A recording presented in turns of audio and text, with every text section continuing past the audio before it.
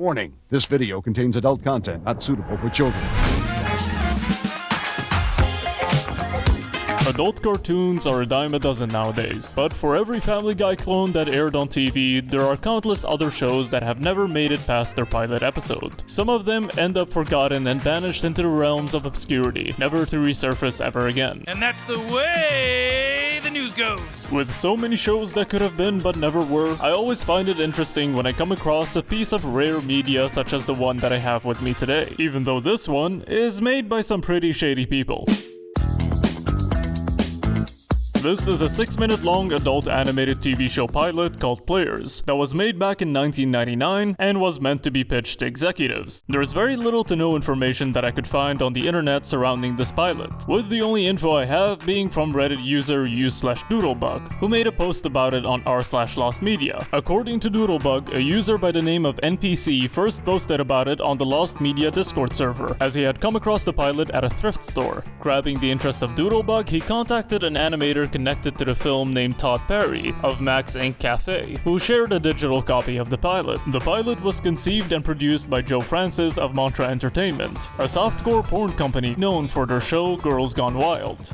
Join us as we make the rounds with sorority girls, college cuties, and the girl next door in the all-new Girls Gone Wild College Girls Exposed. For now, the only thing I'll say about Joe himself is that he's quite the infamous figure in the entertainment industry. The pilot was apparently based on his own experiences with his friends back in college, and it was originally available on the website braincandy.com, which has now been turned into a website to find and share books to read. A collection of clips from the episode was uploaded to YouTube in 2020, which was made by Everything Is Terrible, a website that finds and manipulates unusual, dated, and campy clips of VHS tapes. Now let's talk about the pilot itself. The episode follows John and his group of friends as they try to find women to sleep with the most notable part of the show being that John's penis has a mind of its own, literally. Great, we're taking a scenic route. Wake me when she's naked. The pilot was very basic in the story department, as it starts with John lying to a girl in order to convince her to hook up. So, Joe, when do I get to meet Jerry Bruckheimer?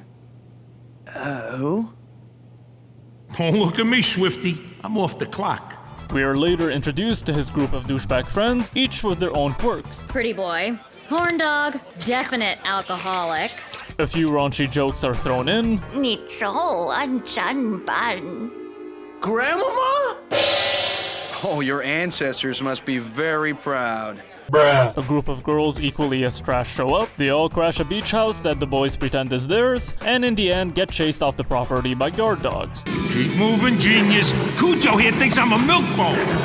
The pilot is definitely a product of its time, with the references reflecting it. From the usage of the song Pretty Fly for a White Guy, to a Matrix reference, and a fucked up joke about Pamela Anderson and Tommy Lee.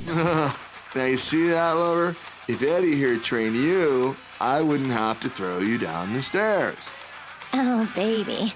You always know the right thing to say. It felt like something I'd find on MTV at the time, and not just for its themes, but also for its 3D cel-shaded animation by the studio Max Inc. Cafe, which reminded me of that one Spider-Man series that aired on the channel. The pilot has the exact energy I'd expect from the people that run the softcore porn company. Though a crude cartoon about douchebags getting laid is pretty lowbrow humor, it did get a few laughs out of me. Someone's out there, baby.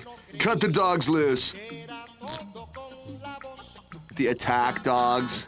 Oh, well, I would love to go out with you, baby, but I have this horrible condition. Herpes? Self-respect. What's that? Maybe I need a committed, honest relationship with a woman I can respect. Hey, Felicity, grow a sack. We got work to do.